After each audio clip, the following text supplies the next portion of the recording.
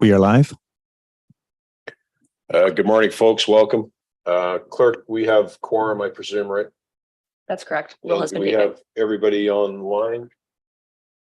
Is Councillor Carpenter online? He is not. We have Councillor not, okay. Sicoli, Councillor Sless, Councillor McCreary, and Councillor Van Tilburg. And that is the roll call. Thank you. Any declarations, folks? Seeing none, let me get a mover and seconder for the minutes. Councillor Sicoli, thank you. Councillor Sless, thank you. And any changes to that? Let's go ahead and take a vote.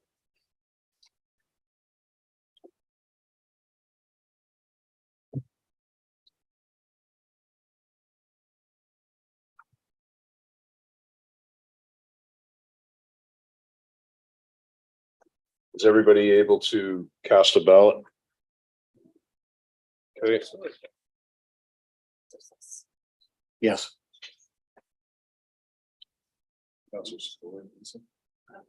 I have a vote. The minutes carry on a recorded vote of 4-0. Those voting in favor are Councillors Sless, McCreary, Van Tilburg, and Sicoli. Okay, thank you very much. The mayor is unable to attend today, so Councillor Sless is acting as planning committee chair in his stead.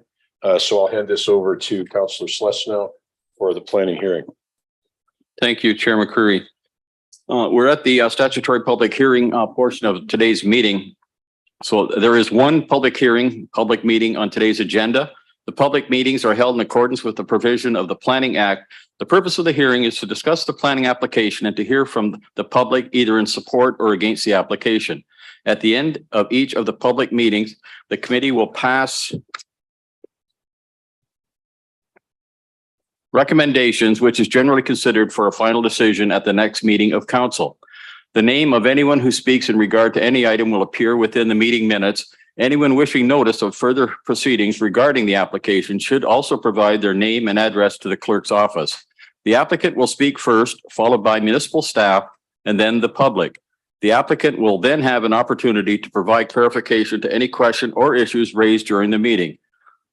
Having said that, we'll now consider item 4.1, which is zoning bylaw amendment PZ-10-22 regarding 415 to 417 Coburn Street. I'll now ask the applicant or the agent to appear before the committee, and please state your name and present your application. Thank you very much, Chairman, members of the committee. Bob Phillips from Cahoon Engineering.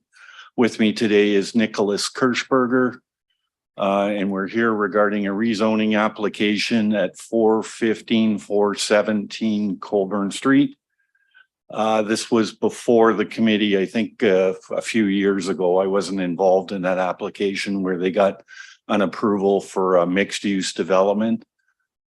We've expanded the proposed use to include an additional 10 residential units within the building. It's a pretty straightforward application. Lots of studies have been done with respect to it. It's a 3-story building with commercial on the main floor.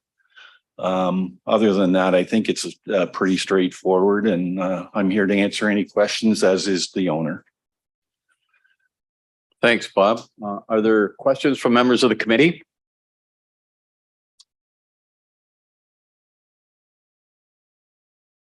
Seeing none. Thank you, Bob. Thank you. Thank you.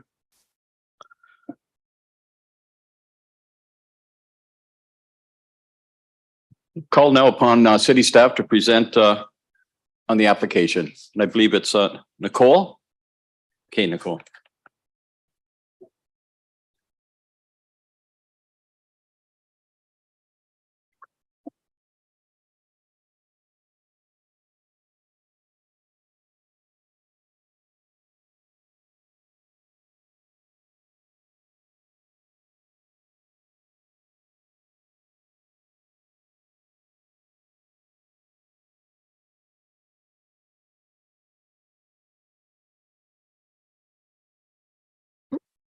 Good morning, committee. I'll just get my slides put up if possible.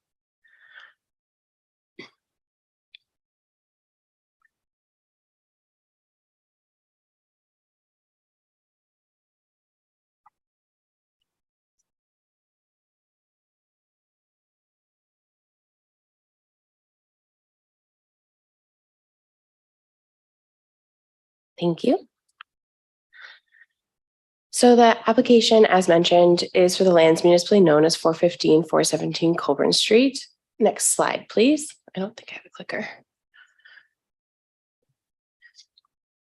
The property is currently zoned general commercial zone exception 85. As Bob mentioned, this property has been subject to a previous zoning and actually in a previous official plan amendment, giving that exception zone. The applicant, though, today is requesting to amend that existing zone to permit the development of a 3-story mixed-use building with 18 dwelling units and 1 commercial unit of approximately 112 square meters. They're proposing 23 parking spaces to support that use.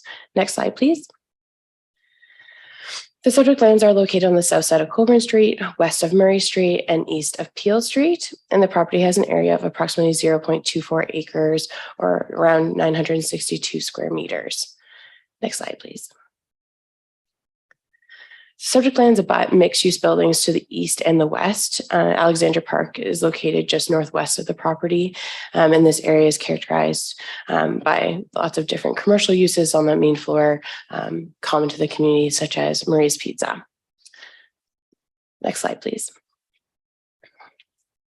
The applicant is proposing a conceptual design which includes 3 stories with commercial unit on the first floor and 2 barrier-free units at the rear of the property or the rear of the building, with 8 units on the second and third floor.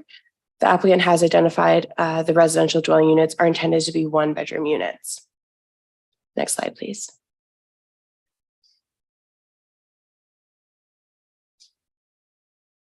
I think we skipped a couple possibly.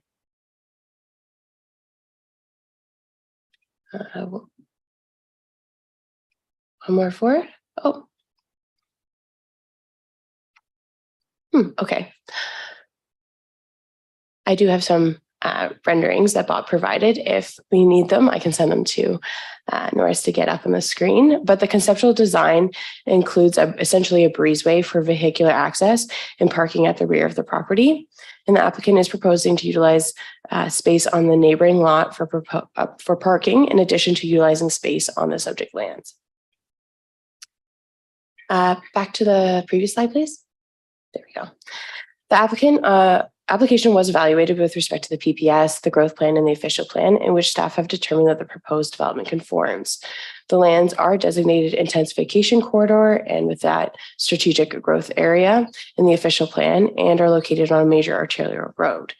The intensification corridor is intended to function as that connective spine and supports a variety of uses, including retail and service commercial uses, office uses, hotels, and residential uses in mid and high-rise and mixed-use forms. In this case, of course, we're looking at a mid-rise mixed use. Next slide, please. As I mentioned, the property is currently zoned general commercial zone with an existing site-specific exception, exception 85.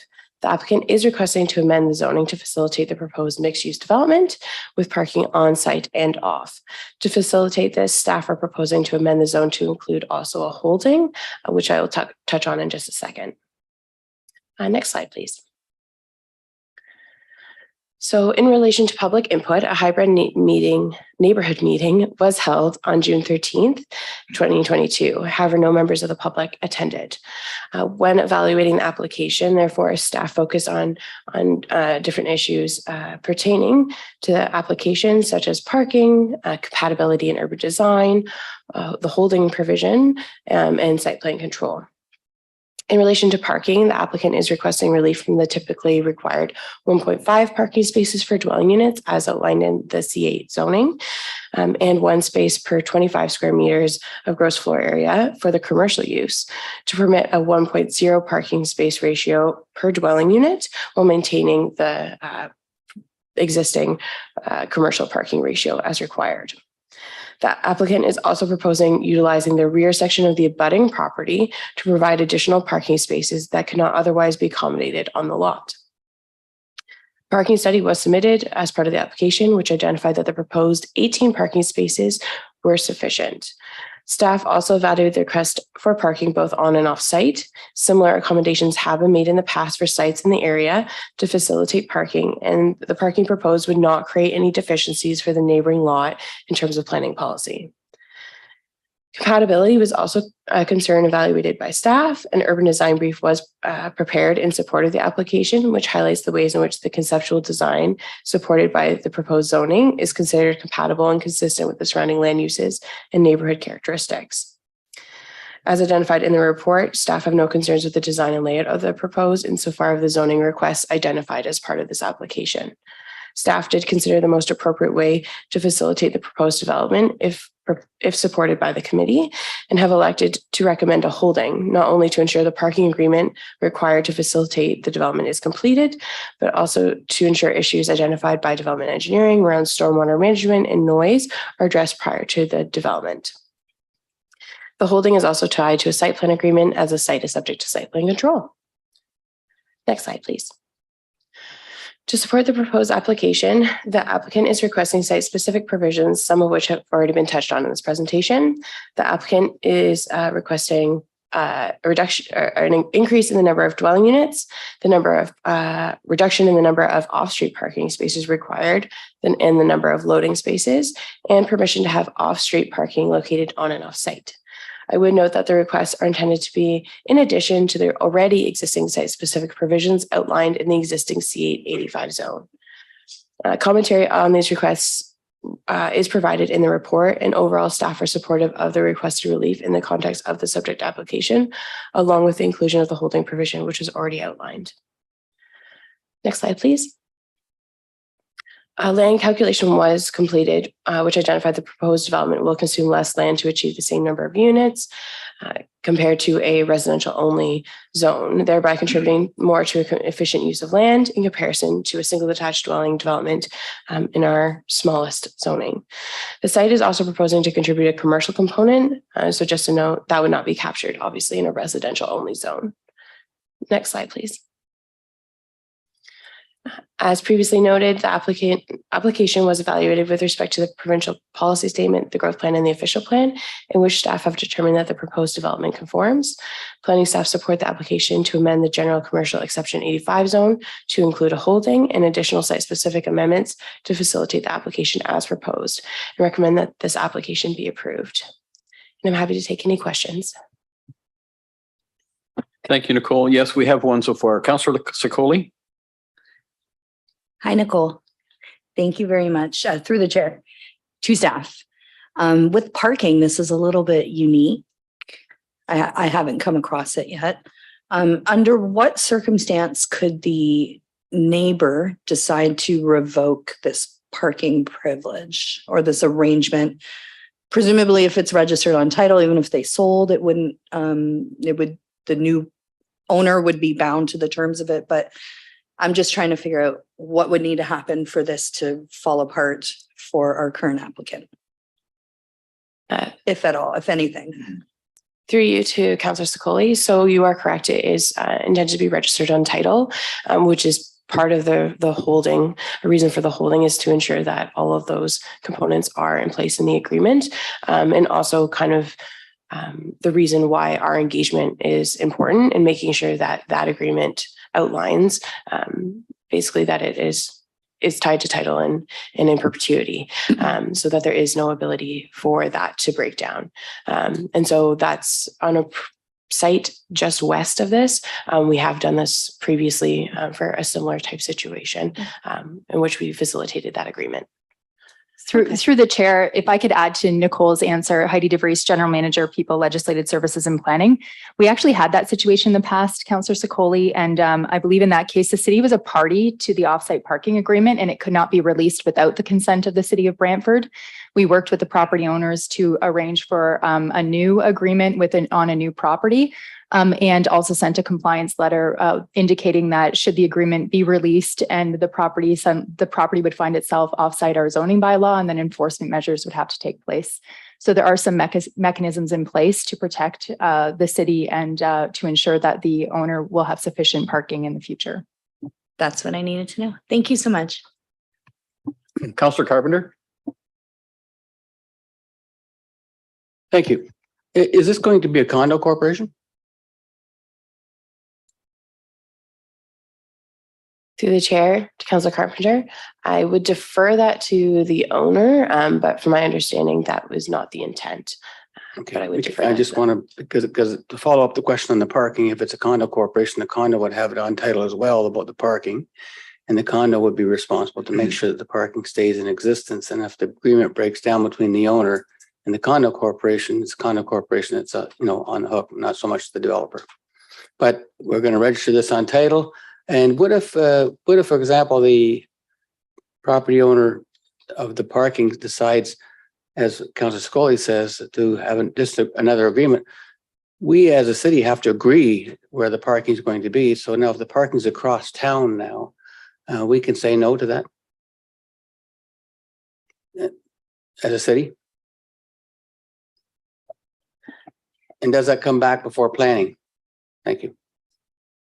So through the chair, based on our past experience, there was a back and forth with the municipality to ensure that the alternate parking arrangements were sufficient to service the property. So it has to be within a certain proximity. Off the top of my head, I can't remember what that is, but we can certainly get you those details prior to this report moving forward to council.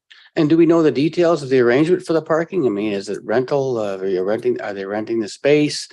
If not, if it's in perpetuity, it doesn't make a lot of sense why it isn't being bought. But it's so in perpetuity doesn't sound like a perpetuity when you don't own the property. It sounds like it's in perpetuity until it's not. So I want to get some clarification on that. Maybe when the proponent comes back up. Thank you. Councilor McCreary. Chair, thank you. Welcome. The consequence of the next door neighbor putting a fence up to prohibit access, the relief to the city and to this developer would be a civil action. through the chair to Councilor McCreary. In my understanding, they would also trigger the zoning mechanism because they no longer be in compliance with the parking requirements.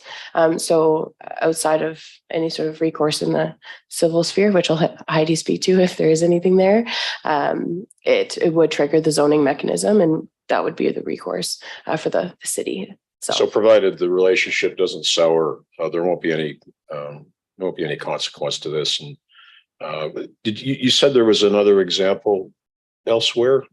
Can you remind us where that might be?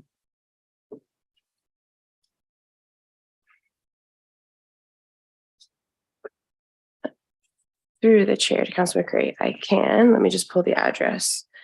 It's on Coburn Street as well, 393 Coburn Street. I'm not sure if we can pull it up on mapping, but so it's just a little bit to the west. And it was facilitated through the zoning C888 at the time. So just shortly after the original zoning was placed on this site, actually. The setbacks, side yard setbacks look pretty skinny on this site. What is the side yard setback? So through the chair to Councilor McCreary, the structure itself meets the side yard setbacks. This zoning, our zoning bylaw is set up in the way that residential zones. So typically the developments we see have, I would say, almost extended setbacks for the parking spaces. This zone being C8 doesn't have the same requirement. So those setbacks do appear smaller than what we typically see in the residential zoning. But it would be, what's the distance?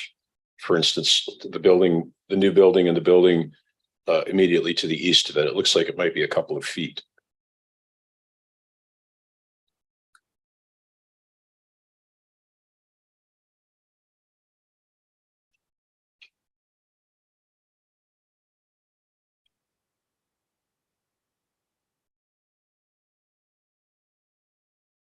The proponent is nodding, so we'll think that that's about the right amount.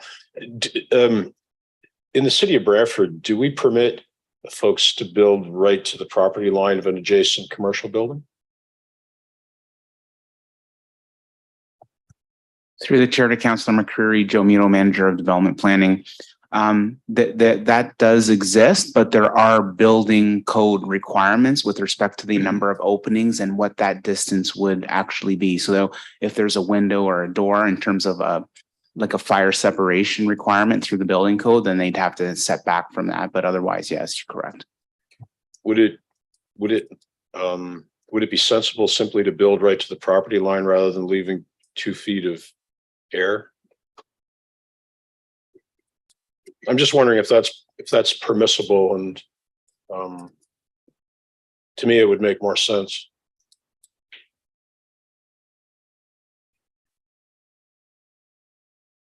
Through the chair, Councilor McCurry. So in this specific zone, the side yard, when it abuts another general commercial property, can be 0. If it abuts any other zone, it has to have a minimum of 6.0 meters.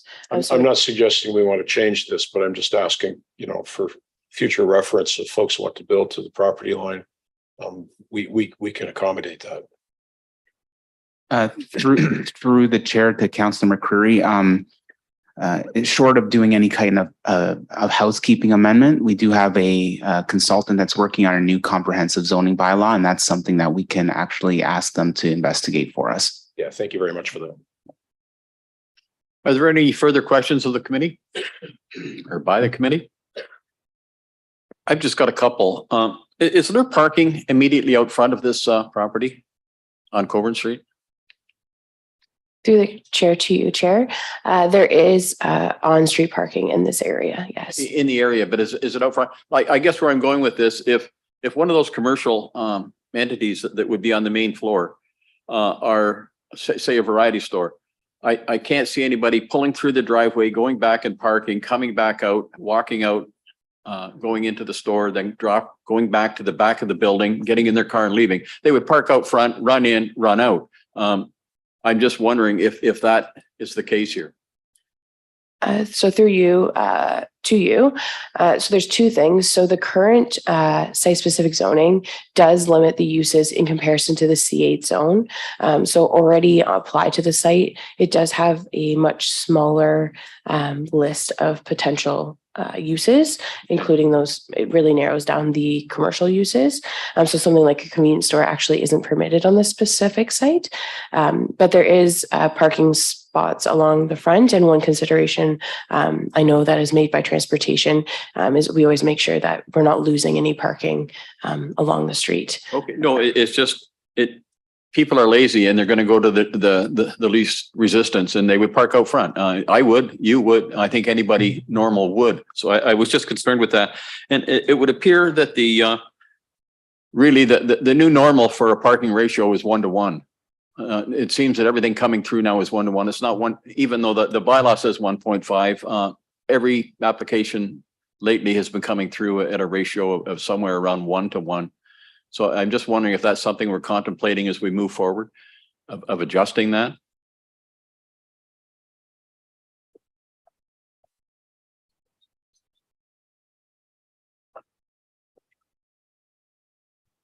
Through the chair, Jeff Cornwell, Project Manager, Development and Transportation. They are proposing 1 space per residential unit, which is consistent with a lot of other sites in the area. And they are then proposing 5 additional spaces for the commercial unit.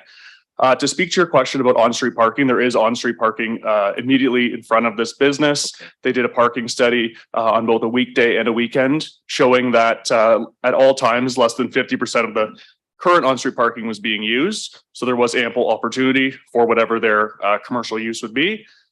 They do have a separation right now where there is entrance to that parking lot. So we wouldn't actually lose any on-street parking as part of this proposal. Very good. Appreciate that clarity. Thank you. Mr. Chairman, Joe Muto once again, just I think to add to the specific question and to elaborate on Mr. Cornwell's response is that once again, through the comprehensive zoning bylaw work that's being done, that there is going to be some discussion and some discussion papers already drafted with respect to the amount of parking. And I think it'll look different for different areas of the city. So generally speaking, we might have a 1-to-1 ratio for these types of mixed use requirements. And right now that is the provision. When you have a mixed use building, it is 1-to-1. We try to accommodate through technical review those types of commercial uses, and that's why they're limited on this site. But overall, when we're dealing with mixed use type of building or built form, it is generally 1-to-1. So yes. Thank you, everyone, for the clarity.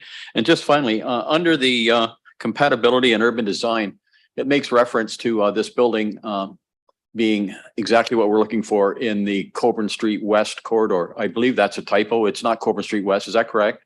I just wondered why the reference to Coburn Street West, but that's just a typo. Okay, that's fine. Any further questions of the from the committee? Councillor Carpenter, did you have a further question? I think Council Van Tilburg has got his hand up. Okay, fine. Oh, sorry. Okay. Councillor Van Tilburg. Yeah, my question is, why not things like a variety store? Why are those types of businesses not allowed in that kind of a setting? Through you to Councillor Van Tilburg. So those revisions or reductions in their permitted uses were made with the previous application. So I believe that was completed in 2008. So I believe it may have been in relation to the setup or the existing proposal at that time and what was considered most appropriate based on what was proposed at that time. But there was no request to add any uses by the applicant to this existing list as a part of the application. All right. And my other question is that while there appears to be a little more than one-to-one parking here, and at times there will be a little more than one-to-one parking, in many buildings, even if somebody has only one car, there are oftentimes when people have two cars.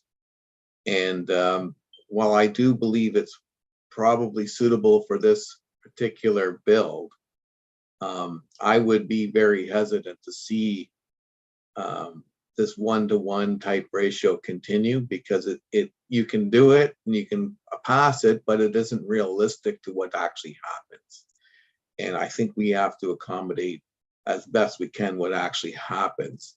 So like I said, it's probably quite suitable for this building, but with others, it may not be as good a wise an idea. So if that comes forward,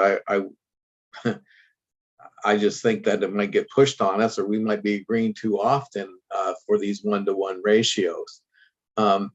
Now, when you do this mixed use and you add the parking, how do you determine how many extra parking spots come up when you have that retail commercial element to a building? Through you, Chair, to Councillor Van Tilburg. So with a commercial component, in this case, we looked at what the permitted uses were and what the lowest common denominator essentially was, or the highest need as far as parking was, and that created the base ratio. So if they're proposing 112 square meters of commercial space, we looked at what commercial uses were available to be permitted use on the site, and the highest parking ratio was one parking space for every 25 square meters of floor space, gross floor area. So that was the base calculation, which provided the number of parking spots of 5. Okay, thank you very much. If I could just add to that, Mr. Chairman, to Councillor Van Tilburg, I think the other thing that planning generally looks at with these types of mixed use developments also include the fact that there's a lot more density in this area. We're closer to the downtown. We're going to have a lot more foot traffic, and it's along a transit route. So those are other items that planning staff consider when making these types of recommendations. Well, since I have you there, Joe, when the requirement is to have the parking off in through a different, I don't know, lease structure, I don't know what you actually term that. But I recall running into something similar on Market Street, and it was a retail commercial business that had to have a set number of parking in order to be able to serve so many customers. But they had to go across, and it was actually over to Alexander's to lease appropriate parking. And so it's not, obviously, as you know, Alexander's is no more, and will be an apartment building soon.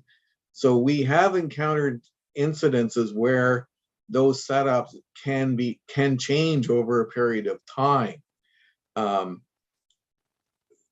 So I am kind of concerned in the long-term future of what is the city's ability to force upon, like, who are you forcing it upon? The people that have done this are gone. Would that not be the case? If there was a change in the parking requirement for the facility and everybody's gone, who's responsible?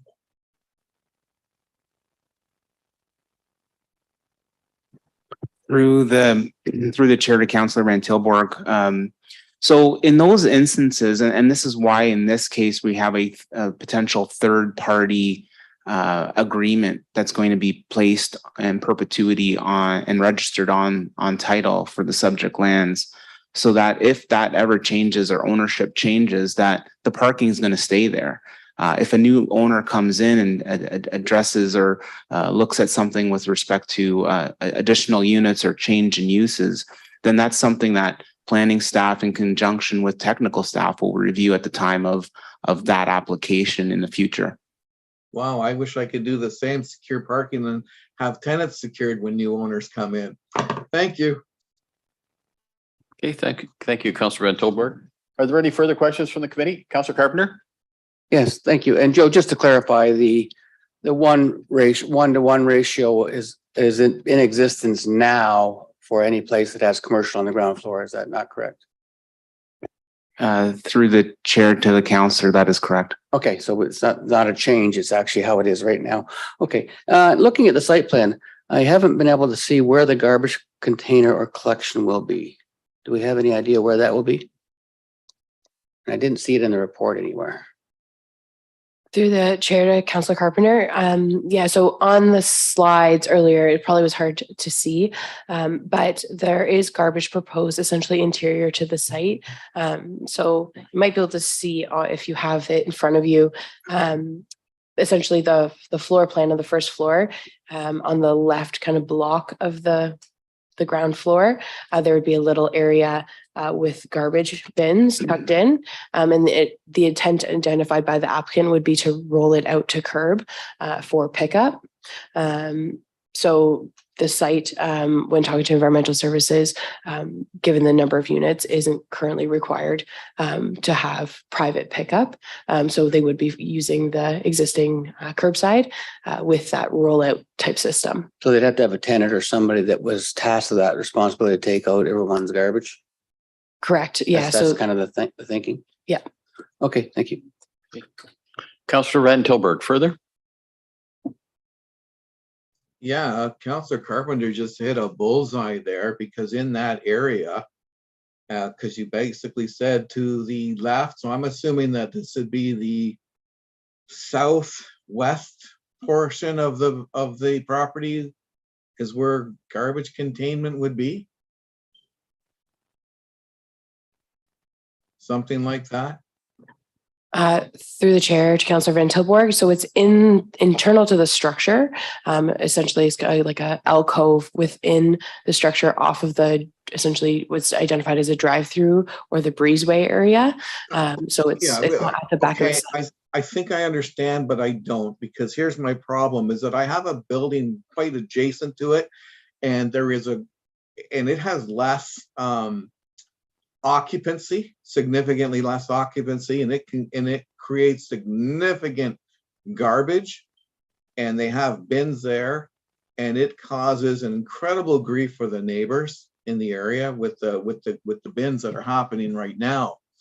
So I would kind of like to get a little more clarity on that, because I already have a problem, particularly like we have the old gas station, and then I think it was the old Branister's next to there, and there's some problems happening back in that area, and I think adding if that garbage goes to where I think it's going, this could be it may sound crazy, but it is very problematic.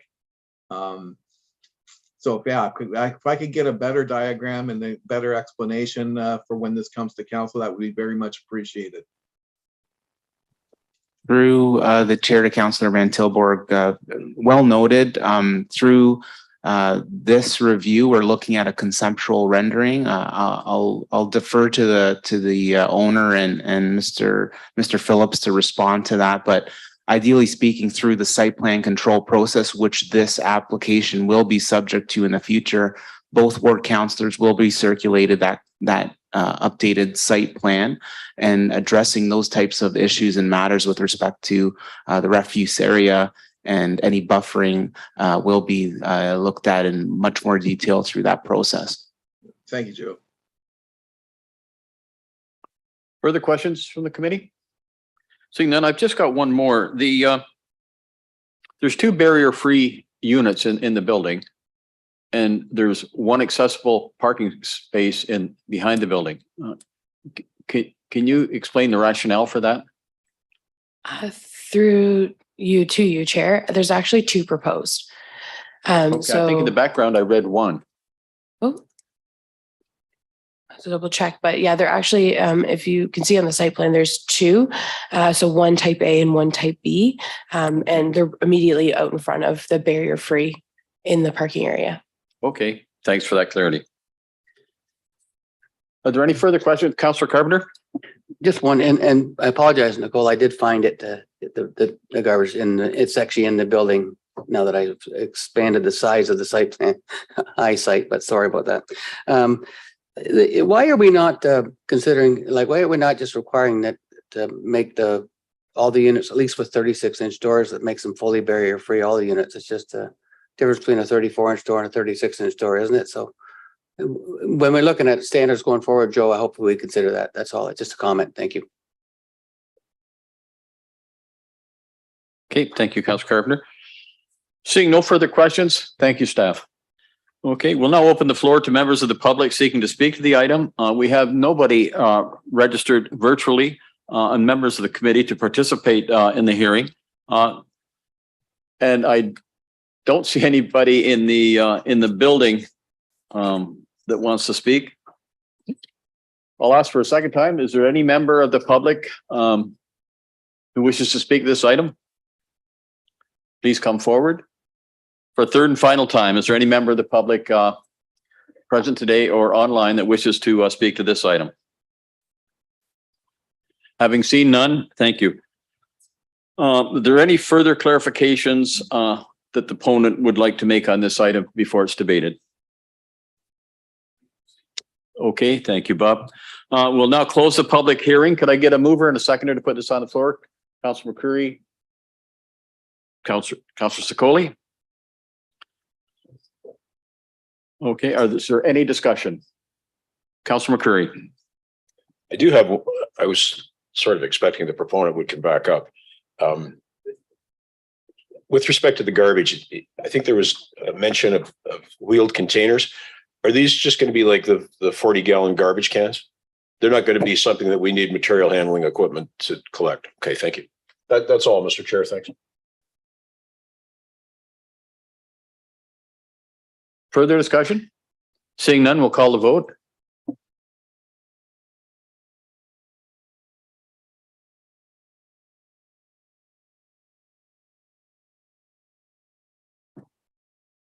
Mayor Davis, just waiting on your vote if you're still in the meeting. And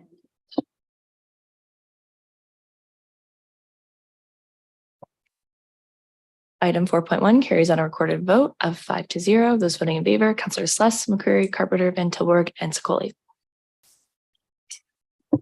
Thank you, and I'll turn the chair over to the chair. Okay. Where are we here? Where are we? Number 7? I think, where are we here? We needed we're item 6, I guess. We've already done the minutes. We've done consent items. Are there any notices of motion? We are adjourned.